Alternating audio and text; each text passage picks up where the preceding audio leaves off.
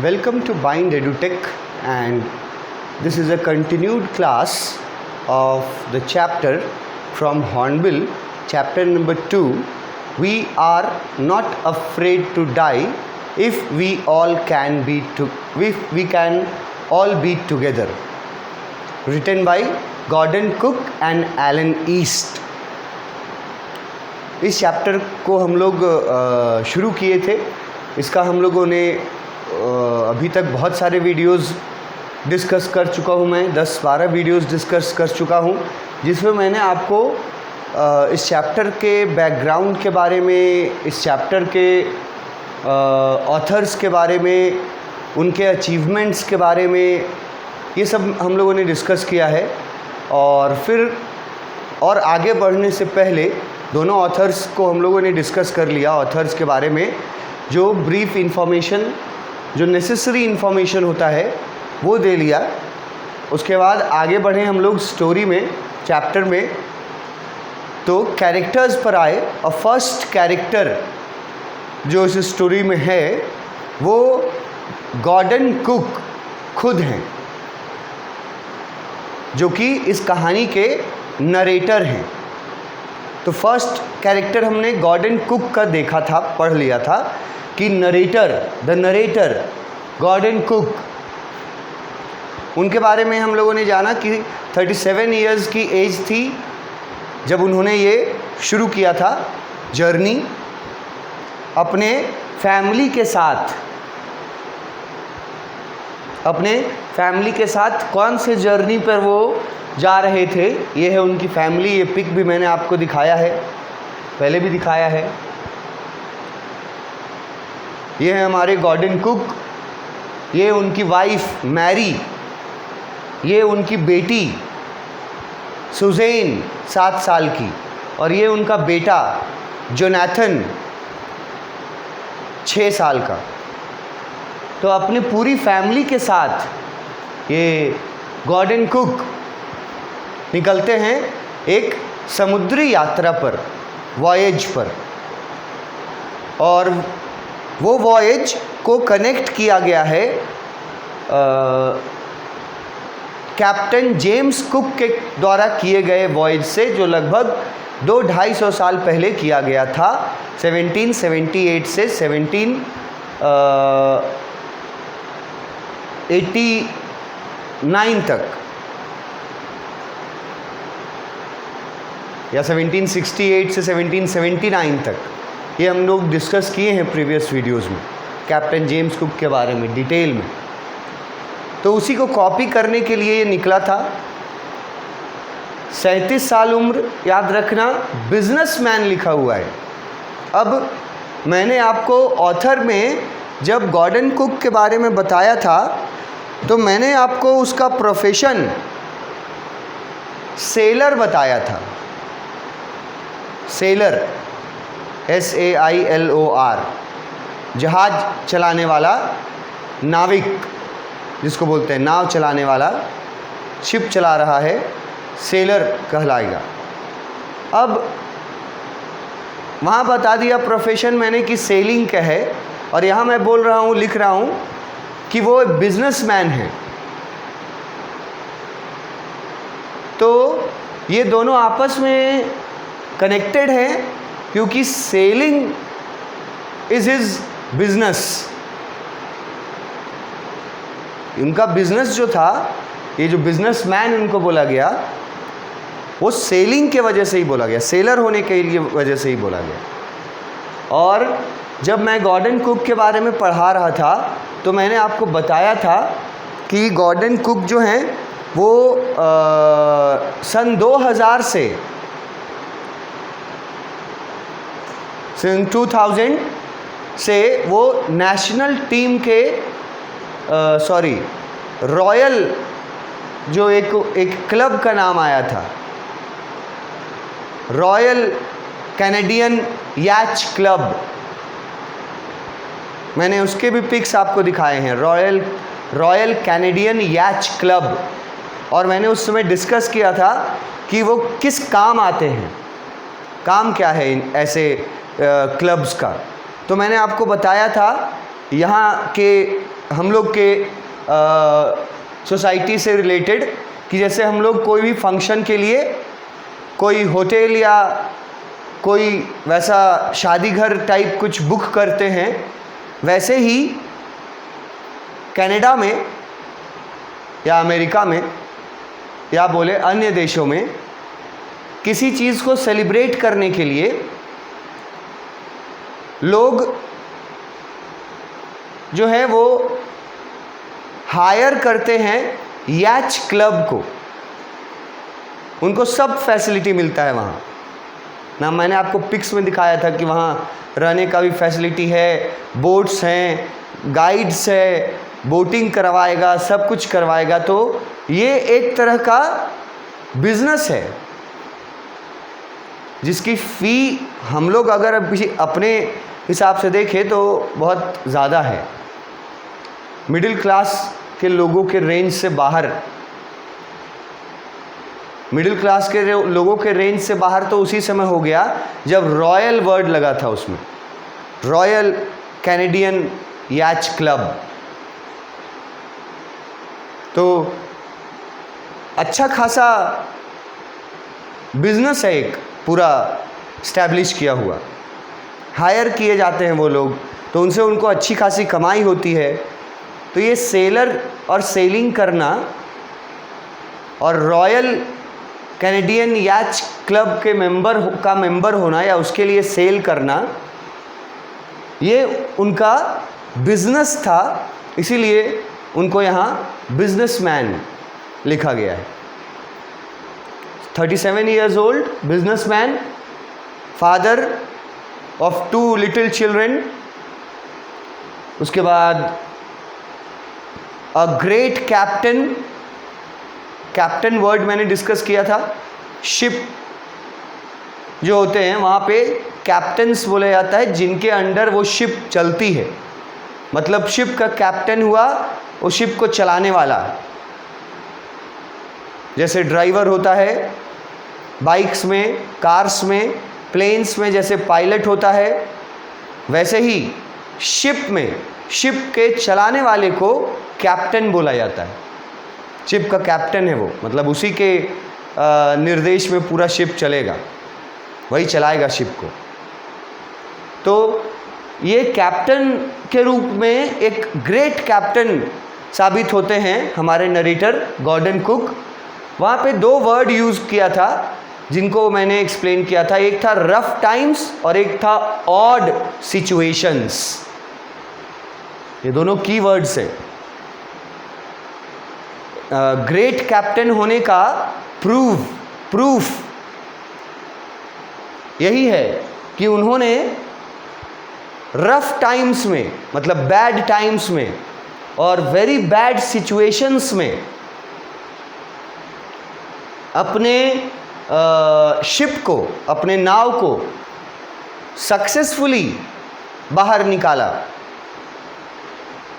Amidst all odd situations. जब वो बहुत बुरे स्थिति में फंस गया था तो वो एक ग्रेट कप्तान की तरह उन्होंने उस परेशानी से, उस झंझट से, उस खतरे से अपने फैमिली को बचाया था, अपने शिप को वहाँ से निकाला था। ये प्रूफ है उनका एक अच्छा कैप्टन होने का। उसके बाद उनका विजडम के बारे में बताया है कि उन्होंने अपनी बुद्धिमानी से बहुत सारे टास्क सिंगल हैंडहेल्ड, मतलब अकेले, सिंगल हैंडहेल्ड मतलब एक हाथ से नहीं, अकेले। अगर दूसरे शब्दों में मैं कहूँ तो ही वॉज मल्टी टैलेंटेड। वो अकेले बहुत सारे टास्क्स, मल्टीपल टास्क्स अकेले हैंडल कर सकते थे। So he was a great captain.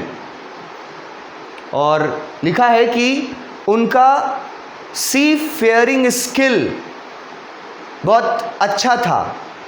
ये भी बहुत की वर्ड है, बुक में आएगा। सी फेयरिंग स्किल्स, ये मैंने डिस्कस किया था।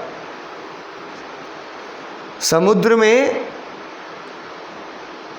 नाव चलाने का टैलेंट, एकदम बोलचाल की भाषा में समझो, समुद्र में नाव या जहाज, पानी जहाज चलाने का जो टैलेंट है उसको बोला जाता है सी फेयरिंग स्किल्स। ये वर्ड आएगा टेक्स्ट बुक में, इसको रट के रखो एकदम। सी फेयरिंग स्किल्स बहुत अच्छे थे उसके, गॉर्डन कुक के। एक अच्छा कप्तान था, सी फेयरिंग स्किल्स उसके बहुत अच्छे थे, और इतने अच्छे थे कि उसके इसी टैलेंट के वजह से उसने एक बहुत बड़े खतरे से अपने पूरे फैमिली को बचाया था। यहाँ लिखा है लास्ट लाइन में, save all of them from the mighty danger. Mighty danger को हाईलाइट किए हैं, बहुत बड़ा खतरा मतलब जानलेवा खतरा, जिससे कि सुरक्षित निकाल लाते हैं गॉर्डन कुक। और ऐसा वो इसलिए कर पाते हैं इस टैलेंट के वजह से, इस स्किल के वजह से, सी फेयरिंग स्किल के वजह से। तो इतना कैरेक्टर गॉर्डन कुक के बारे में जानना था। अब आते हैं अपने दूसरे कैरेक्टर, ऑब्वियसली उनके फैमिली से ही अभी है कैरेक्टर्स। तो दूसरा कैरेक्टर है उसकी वाइफ मैरी, गॉर्डन कुक की वाइफ मैरी। उसके बारे में क्या क्या जानना ज़रूरी है। शी शोड वैलियंटनेस, एक अच्छा वर्ड दिए हैं तुम लोगों को सीखने के लिए, जिनको सीखना हो। वैलियंटनेस का स्पेलिंग देख लेना ठीक से, उसका इजी वर्ड मीनिंग बगल में मैंने ब्रैकेट में लिखा हुआ है, उस वर्ड के जगह वो वर्ड रिप्लेस कर दोगे तो सेम मतलब निकलेगा। ब्रेवनेस या करेजनेस, करेजियस होना। ब्रेव मतलब तो समझता है बहादुर होना, करेजियस मतलब भी होता है बहादुर होना। तो उसकी वाइफ मैरी के बारे में पहला सेंटेंस में बताया जा रहा है कि वो लेडी बहुत ब्रेव और करेजियस थी। अब ब्रेव और करेजियस वर्ड को याद रखने के साथ अगर आप वैलियंटनेस वर्ड याद रखें तो ज़्यादा उसका अच्छा मार्क्स रहेगा, अगर यूज़ करने का कहीं ज़रूरत पड़े। आंसर में अगर कहीं यूज़ करो, उसके वाइफ के बारे में अगर लिखना पड़े, she was brave, she was courageous, तो ये तो बहुत कोई लिख लेगा that she was brave, she was courageous. लेकिन बहुत कम ऐसे स्टूडेंट्स होंगे जो वैलिएंट वर्ड को यूज़ करेंगे। तो ये कुछ ऐसे वर्ड्स हैं, नए वर्ड्स हैं जो आपके स्टैंडर्ड को अब क्लास 11th में ऊपर करेंगे क्लास 10th के मुकाबले। अब तुम क्लास 10th में इंग्लिश पढ़ के आया तो अब क्लास 11th में इंग्लिश पढ़ेगा, तो ये ब्रेव वर्ड तो तुमको क्लास 10th में ही मिल गया होगा, ये करेज वर्ड तो तुमको क्लास 10th में ही मिल गया होगा। तो क्लास 11th में भी अगर इन्हीं वर्ड्स को रिपीट करोगे तो तुम्हारा standard class 10th like he रह जाएगा। अगर बढ़ना चाहते हो, 11th में हो अब तुम, तो क्लास 11th के स्टैंडर्ड में आओ, तो ब्रेव और करेजियस के जगह वर्ड यूज़ करो वैलिएंट या वैलिएंटनेस, अकॉर्डिंग टू द सेंटेंस। जैसे भी तुमको दोनों वैलिएंट वर्ड होता है VALIANT, उसमें लगा दिया NESS, तो वैलिएंटनेस हो गया, बहादुर। वाइफ के बारे में पहला सेंटेंस कि वो बहुत बहादुर थी, वैलिएंटनेस बहुत था उसके अंदर। And stood by her husband at odd times. अब देखो ऑड टाइम्स मतलब हम बोले थे ना कि अच्छे से याद रख कर लो तो बार बार आएगा। ऑड सिचुएशंस, इसमें ऑड का मतलब हम लोगों को बता दिए हैं, बैड। तो यहाँ बैड लगा दो तो बैड टाइम्स हो जाएगा। बुरे वक्त में वो अपने हस्बैंड के साथ खड़ी होती है। जब वो लोग बुरे वक्त से गुजरते हैं तो उसकी वाइफ इतनी बहादुर थी मैरी कि वो अपने हस्बैंड के साथ खड़ी रहती है, साथ खड़ा रह करके सामना करती है बुरे वक्त का, क्योंकि वो ब्रेव थी, वो वैलिएंट थी। She at times steered the boat also. और यहां लिखा गया है कि एट टाइम्स मतलब मोर देन वंस, एक से ज़्यादा बार वाइफ को बोट चलाने का भी काम करना पड़ता है बैड टाइम्स में। बुरा वक्त जब रहता है, जब बुरे सिचुएशन में फंसे होते हैं ये लोग, तो इनकी वाइफ जो है वो बोट सेल भी करती है। ये आपको चैप्टर में पढ़ने को मिलेगा कि बहुत बार तो वो स्टीयर्ड वर्ड यूज़ किया है। ये देखो, अब ये स्टीयर वर्ड से बना है, ईडी लगा है। ईडी अलग से अगर हटा दो तो क्या वर्ड बनेगा? स्टीयर। स्पेलिंग वही है, STEER। और बहुत सारे स्टूडेंट्स के लिए ये नया जानकारी हो सकता है कि ये जो स्टीयर वर्ड है STEER, इसमें ING लगा दो तो क्या बनेगा? स्टीयरिंग। और स्टीयरिंग किसको बोला जाता है? 4 व्हीलर के स्टीयरिंग को स्टीयरिंग बोला जाता है। 2 व्हीलर है तो उसको हैंडल बोला जाता है। हैंडल बोला जाता है 2 व्हीलर में। वैसे ही 4 व्हीलर में जो सर्कल रहता है, उसी सर्कल को ना हम लोग बोलते हैं स्टीयरिंग। तो उसका स्पेलिंग देख लो, यही होता है। ये वर्ड हो सकता है कि आप कॉमनली यूज़ करते हो, स्टीयरिंग वर्ड। अगर गाड़ी घोड़ा से मतलब है तो हो सकता है कि ये वर्ड आप कॉमनली यूज़ करते हो। स्टीयरिंग, गाड़ी पे बैठना है, मतलब स्टीयरिंग पे बैठा हुआ आदमी जो है वो ड्राइविंग करता है। जिसके हाथ में स्टीयरिंग होता है वो ड्राइव करता है। तो यहाँ स्टीयर वर्ड का भी मतलब क्या हो गया?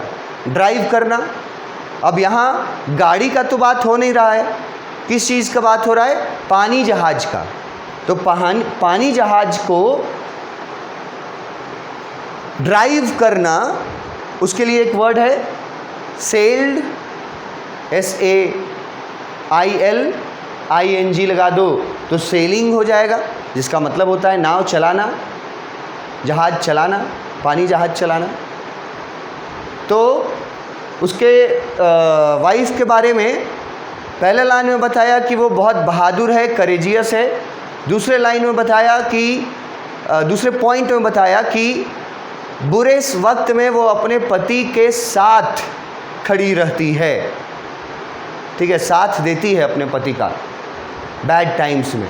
और फिर एक बताया गया कि कभी कभी तो ऐसे भी सिचुएशंस आए हैं जब वाइफ मैरी को जहाज का स्टीयरिंग पकड़ना पड़ा था, मतलब जहाज को सेल करने का काम, मतलब जहाज को ड्राइव करने का काम भी वाइफ मैरी को करना पड़ा था। और ये जो उसका हेल्प था, which provided immense support to the narrator। और ये सब जो वाइफ के अंदर जो गुण थे, इन गुणों से नरेटर को, Gordon Cook, narrator Gordon Cook हैं, गॉर्डन कुक को बहुत ज़्यादा सपोर्ट मिलता था। इमेंस सपोर्ट लिखा हुआ है। सपोर्ट मतलब तो समझते हो, हिंदी में भी तुम सपोर्ट ही बोलते हो उसको। सहयोग करना, किसी की मदद करना, हेल्प करना। तो बहुत इमेंस का मतलब है बहुत ज़्यादा। ये जो उसकी वाइफ के अंदर जो गुण थे, उसकी वाइफ का जो कैरेक्टर स्केच है उसमें जो बताया गया है कि वो करेजियस थी, ब्रेव थी, पति के साथ खड़ा थी बुरे वक्त में, और कभी कभी तो कहानी में मतलब बुरे वक्त के दौरान उसको जहाज चलाने का भी काम करना पड़ा था। और इससे क्या फ़ायदा हुआ? इससे फ़ायदा हुआ कि नरेटर जो हैं उनको बहुत ज़्यादा सपोर्ट मिलता था। So she was very supportive, very useful, very courageous, brave, Valiant, इतना सारा बात उसकी वाइफ उसकी वाइफ मैरी के बारे में, के कैरेक्टर में है।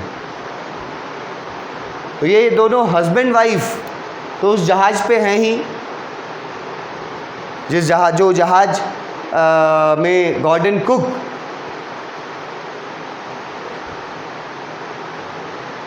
कुक का जहाज़ है वो। गॉर्डन कुक ने उस जहाज़ से सी जर्नी किया, और सी जर्नी का पर्पस क्या था ये हम लोग डिस्कस कर चुके हैं, जो इस चैप्टर से रिलेटेड है।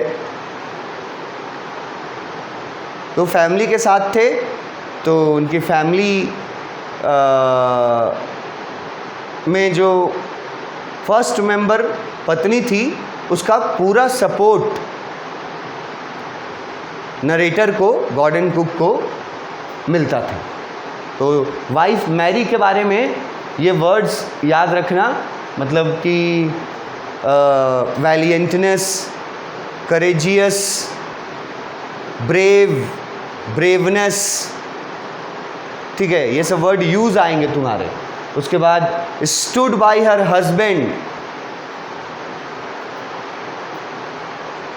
आप अगर बहुत सारे हिंदी बैकग्राउंड वाले student stood by her husband में अगर उनको दिक्कत होगा तो आप लिख सकते हैं stand by her husband.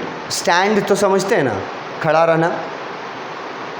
Stand by her husband मतलब है कि उसने मुसीबत का सामना करने में अपने पति का पूरा साथ दिया था, उसके साथ खड़ी रही थी वो। और कभी कभी जहाज़ चलाने का भी काम करना पड़ गया उसको। और ऐसे सिचुएशन में, ऐसे ऑड टाइम्स में वो अपने पति के लिए एक इमेंस सपोर्ट की तरह से थी, मतलब बहुत बड़े मदद के रूप में उसका रोल रहा है इस चैप्टर में, वाइफ का। उसके बाद आता है थर्ड कैरेक्टर, ऑब्वियसली इनके फैमिली से ही। थर्ड कैरेक्टर है बेटी सुज़ैन। थर्ड कैरेक्टर के बारे में हम लोग नेक्स्ट क्लास में पढ़ेंगे। Thank you.